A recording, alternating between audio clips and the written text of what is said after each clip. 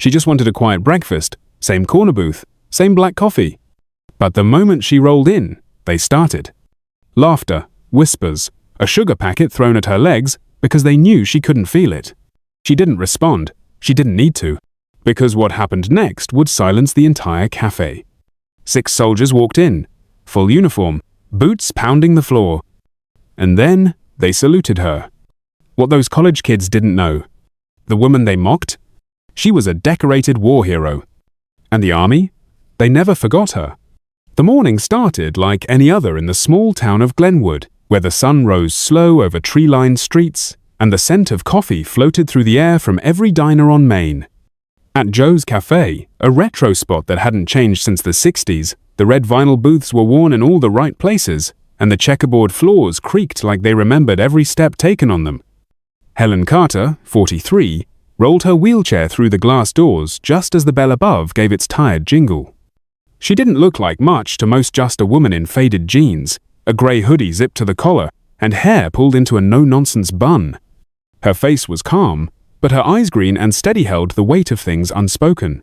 Every morning for the past 6 months, she came to this same corner booth, ordered black coffee and wheat toast, and looked out the window at nothing in particular. It was her ritual, her lifeline.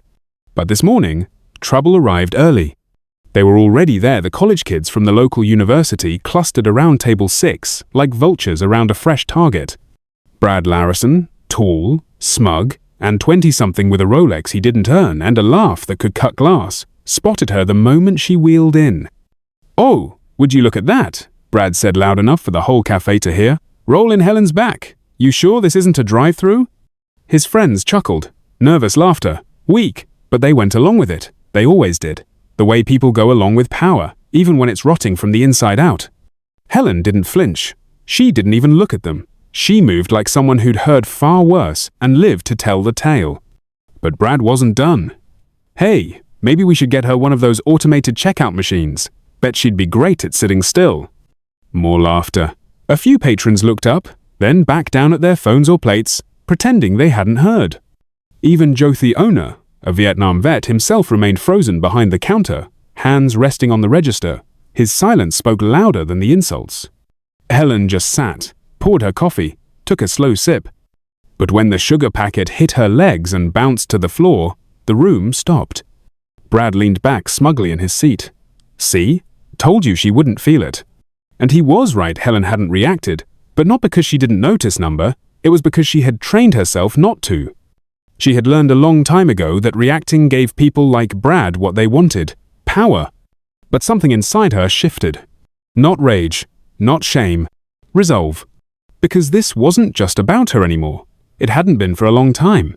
She glanced briefly at the empty seat across from her, reserved in her heart for someone not yet home. Her son, Private First Class Daniel Carter, was due back from his 3rd deployment with the 82nd Airborne Division next week. He didn't know about the taunts. About how the town had started to look right past his mother the moment she lost her legs in Afghanistan. He didn't know that the woman who once taught him how to stand tall now struggled to hold her chin up in public. And she didn't want him to. Because the truth was, Helen Carter still fought every day, just in different ways. As Brad and his crew whispered jokes and chuckled like middle schoolers on a power trip, Helen made a decision. She wouldn't roll out early today. She wouldn't pretend she didn't hear. She wouldn't swallow her pride just to maintain the illusion of peace.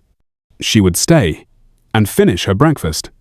And if this town had forgotten who she was, what she had done then, maybe it was time they remembered. Not through shouting, not through violence, not even through a tear, but through silence, through presence. Because sometimes the loudest message comes from simply refusing to move. And just then, the bell above the door chimed again. And the world as they knew it was about to shift. The bell above Joe's Cafe let out its familiar chime again, but this time it didn't signal another regular. No one expected what came next, not even Helen. The door opened slowly, and in walked a man in full military dress, uniform dark blue jacket, polished brass buttons, gleaming shoes that echoed with each step on the checkered floor. He moved with the unmistakable bearing of someone who had seen combat and returned standing tall. Behind him, 5 more soldiers followed. Their boots hit the floor in perfect unison. Their faces were stoic, their eyes scanning the room like they were still on patrol. The entire diner fell silent. No more laughter from Brad's table. No more clinking of silverware or sizzle from the kitchen. Just silence. Then the leader staff sergeant Marcus Ray walked directly to Helen's table. He stopped in front of her, squared his stance, and offered a crisp salute. "Ma'am, Corporal Helen Carter, we've been looking for you." Helen blinked, slowly setting down her coffee. Her throat tightened, and for the first time that morning, she felt truly seen. "I'm sorry," she said, her voice even but uncertain. "Is your son Daniel Carter?" Marcus asked. She nodded cautiously. "Yes, but he's still overseas." Marcus smiled gently. "He's safe, ma'am. He sent us." A soft gasp rippled through the diner. Phones started to appear in people's hands quietly, instinctively. This was something no one wanted to miss. Brad's table had gone utterly still. No one moved. No one breathed. Helen stared up at the soldiers now forming a semicircle around her. She saw their unit patches 82nd Airborne, same as Daniel's. The emblem glinted like a badge of honor. Marcus reached into his pocket and pulled out a small wooden box. "Your son wanted you to have this," he said, passing it to her. "It's from all of us. Bravo Company." Helen's hands trembled slightly as she opened the box. Inside was a challenge coin, but unlike any she'd ever seen. One side bore the 82N's insignia, the other had a custom engraving. "Corporal Helen Carter, hero, mother, warrior, your sacrifice echoes through generations." Her lips parted, but no words came, just a shallow, choked breath. Around the cafe, no one spoke. Even Joe, the diner owner, had stepped around the counter, removing his worn apron and placing it over his heart. "Ma'am," said a young private with an Asian-American face and a quiet presence, Private Sarah Chen, "we've heard your story. All of us. Every one of us. Daniel told us about your service. About how you saved lives under fire. About how you lost your legs shielding 2 soldiers during an ambush. About how you came home and kept fighting, even when no one saw." Helen looked down at her lap at the legs that weren't there, and for the first time in years, she didn't feel shame. She felt weight, legacy, power. The air shifted. People who had once looked through her now leaned forward, watching in silent reverence. Brad and his crew sat paralyzed, his mouth slightly open, eyes flicking between the soldiers and the woman he had called a broken toy. Sergeant Marcus turned slowly, addressing the room now. "Ladies and gentlemen," he said, his voice firm but steady, "I'd like you to meet a real American hero. Corporal Helen Carter served 3 tours in Afghanistan. She was a combat medic with the 214th. She saved 17 live 17 under enemy fire." No one moved. "She earned 2 Purple Hearts and a Bronze Star," he continued, "before an IED nearly killed her while she shielded her wounded brothers in arms. She gave everything. And yet, she comes here every day quiet, dignified, never asking for praise." Helen lowered her eyes, overwhelmed. But Marcus wasn't finished. "Her son Daniel is part of our unit. He says she's the reason he enlisted. Says she taught him what it means to stand tall even when you can't stand at all. He told us to find her, because he wanted her to know. Her story matters." The tension in the cafe cracked, not with applause no yet, but with a single sound. The scrape of a chair. An older man with a cane stood and removed his cap, a Vietnam vet. He gave Helen a solemn nod. Then another person stood, and another. And then, surprisingly, a boy no older than 8 stepped forward from behind his mother and held out a crumpled napkin. "I drew this for you," he said shyly. "My dad says you're a real soldier." Helen took the napkin with both hands. On it was a stick figure in a wheelchair, wearing a green hat. Above the drawing were 3 words in thick, shaky crayon. "My hero, Mum." She closed her eyes and smiled, but a single tear escaped anyway. Brad shifted in his seat, clearly trying to sink into the booth. Marcus gave him a glance, just one, but it was enough to silence the last bit of arrogance in the young man's posture. Helen finally found her voice. It was low, steady. "You don't have to do this," she said to Marcus, trying to give him an out. "This isn't about me." But he shook his head. "Yes, ma'am, it is." He looked around the room. "It's about everyone like you, who comes home and gets forgotten. It's about setting the record straight." Then he leaned down, his voice quiet now just for her. "And it's about your son, who's standing outside waiting for you." Helen Carter didn't move. For a long second, she simply sat there, both hands gently cupping the crumpled napkin drawing, as if it were something sacred, and maybe, In that moment it was. Outside the diner's fogged-up windows, curious faces began to appear. A few townspeople, drawn by the unexpected sight of uniformed soldiers lining the sidewalk, had gathered in small clusters. Some held phones, others just watched in silence. Inside, the atmosphere was electric, reverent, but fragile like glass, about to shatter. Then, from the back of the room, a voice broke the stillness. "Brad Larison." "This is ridiculous," he said, standing abruptly. "So she was in the army. Big deal." His voice cracked with nervous energy, but his posture screamed defiance, the last gasp of a kid who had always gotten his way. "Lots of people serve. Doesn't mean we all have to bow down to her like she's some kind of saint. She's just sitting here collecting pity like it's a paycheck." No one moved. Helen didn't even blink.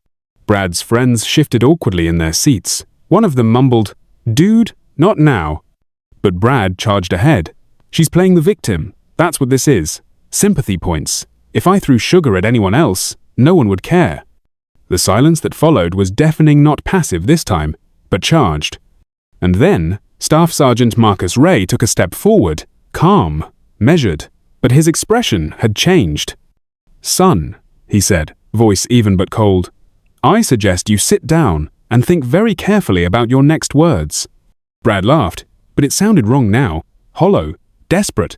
"I'm just saying what everyone's thinking. She knew what she was signing up for. She got hurt doing her job. That's the risk, right?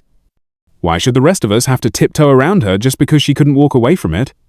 It hung in the air like a foul stench, this final defense of the cruel and the entitled. Helen didn't flinch.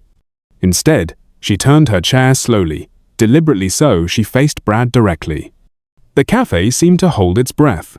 Her voice, when she spoke, was low, clear, no anger, just truth, sharpened like a blade. "You're right about one thing," she said. "I did choose to serve." Her green eyes locked onto his, with a quiet intensity that froze him mid-scoff. "I chose to leave my infant son with my mother so I could deploy to Kandahar. I chose to run toward the sound of gunfire when others were running away.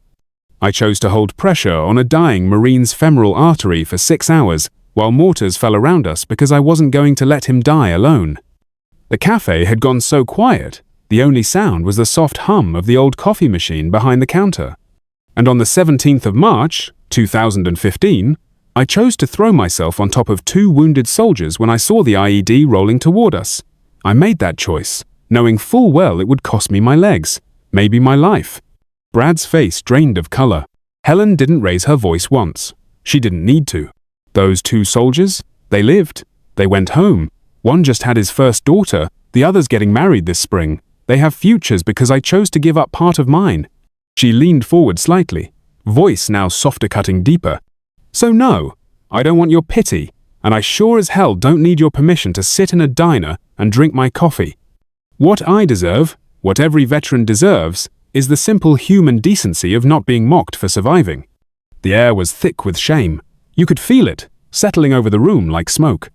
Then, one by one, patrons began to rise. First, the Vietnam vet, placing his hand over his heart. Then the elderly waitress with tears streaming down her cheeks. Then Joe, the owner who walked around the counter, took off his apron and placed it gently on Helen's table. "I'm ashamed," he said, eyes wet. "I should have stopped this months ago. I let it happen under my roof. I'm sorry." Helen nodded, her expression softening just slightly. And then the applause started. First, from the little boy who had given her the napkin drawing. Then from the soldiers. Then the entire cafe standing, clapping, some with tears in their eyes, others simply stunned by the truth they had just witnessed. Even Brad's own friends had risen, not clapping but not defending him either. Their silence spoke volumes. But the moment that struck deepest, the one that would linger in the minds of every witness, came when Brad himself, now visibly trembling, stood slowly and joined the applause. Not proudly, not for show, but quietly, shamefully, as if each clap was a confession. Helen didn't smile. She didn't gloat. She simply nodded once, then turned back to her coffee. That was her victory. She had won without raising her voice, without retaliating. She had reminded everyone in that diner and beyond what courage truly looked like. Then Sergeant Marcus stepped forward again. "Ma'am," he said gently, "your son has one last message for you." Helen turned to him, eyes shining now. "He wanted us to tell you, you're not going home alone today." As the standing ovation rippled through the cafe, Helen Carter remained still, not frozen grounded. She looked around the room slowly, her eyes moving over the faces that had once looked away when the laughter echoed too loud, and now stood in awe, clapping with tear-streaked cheeks and trembling hands. Joe, the owner, stepped closer and pressed a small envelope into her palm. "Ma'am," he said, his voice thick, "your breakfast is on the house. For life. You're always welcome here." Helen opened the envelope, revealing a handwritten note in neat, block letters. "To a real American hero. Thank you for your service and for reminding us who we should be." A few feet away, Sergeant Marcus Ray gave her a small nod, then stepped aside, revealing the doorway. Sunlight spilled across the checkerboard floor as the door slowly opened, and there, silhouetted by the morning glow, stood a man in full dress uniform, Private First Class Daniel Carter. Helen's breath caught. It had been nearly a year since she last saw him in person. He looked older, now broader shoulders, sharper eyes, but the moment he saw his mother, the soldier melted into a sun. "Hi, Mum," he said, voice cracking. She blinked fast, but it didn't stop the tears. "I'm sorry I couldn't be here sooner," Daniel continued, kneeling beside her wheelchair, "but I had to make sure you knew, that you're not forgotten, that your story matters." He clasped her hands in his and looked into her eyes. "You're not just my mum, you're my hero." All around them, the townspeople had begun to gather outside, drawn by the social media posts, by the uniformed soldiers, and now by the reunion. A local news crew had set up a camera, but no one interrupted. No one dared. Daniel rose and turned to the growing crowd. "Ladies and gentlemen," he said, his voice carrying, "I want you to meet Corporal Helen Carter. She's the reason I wear this uniform. She's the reason I understand what courage looks like. She taught me that strength isn't about walking tall, it's about standing for something." He looked down at her again. "My mom saved 2 soldiers by sacrificing her own legs. One of them just became a father. The other's getting married this year. Because of her, they're alive." Helen's eyes overflowed, but her hands were steady, now holding Daniel's like she used to when he was small and afraid of thunderstorms. The crowd around them, veterans, teachers, parents, children, all stood quietly, many of them crying. Even Brad, still inside the cafe, had tears streaming down his face. He didn't say a word. He didn't need to. The transformation was complete, not just in Helen, but in all of them. Then came the final moment. Colonel James Patterson, commander of Daniel's unit, stepped forward from the sidewalk. In his hands was a framed document, its gold seal catching the morning light. "Corporal Helen Carter," he said, voice solemn, "by order of the Secretary of the Army, you are hereby awarded the Army Commendation Medal for Valor, and you are invited to serve as an honorary advisor to the Army's Wounded Warrior Program." The crowd erupted in cheers, but Helen didn't look at the medal. She looked at her son, at the people clapping, at the boy with the napkin drawing now, waving shyly from his mother's arms. Because the real honor wasn't in the medal, it was in being seen, finally seen. 5 years later, Joe's Cafe has changed. The booth near the window now bears a brass plaque, reserved for Corporal Helen Carter, hero, mother, soldier. Above it hangs a framed photo of Helen and Daniel, side by side, saluting. Her foundation, Wheels of Courage, has since raised millions for disabled veterans. Her speeches echo in halls across the country. Every the 14th of July, Helen Carter Day veterans from all branches gather in Glenwood to honor service, sacrifice, and resilience. And every time someone sees a woman in a wheelchair and thinks they know her story, they remember hers. Greatness doesn't wear a crown or demand applause. It moves quietly, endures silently, and when the world isn't watching it, still chooses to rise.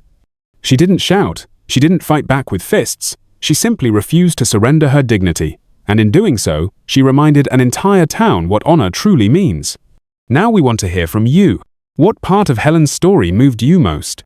Have you ever seen someone underestimated, only to surprise everyone? Let us know in the comments below. And tell us, what kind of story would you like to see next?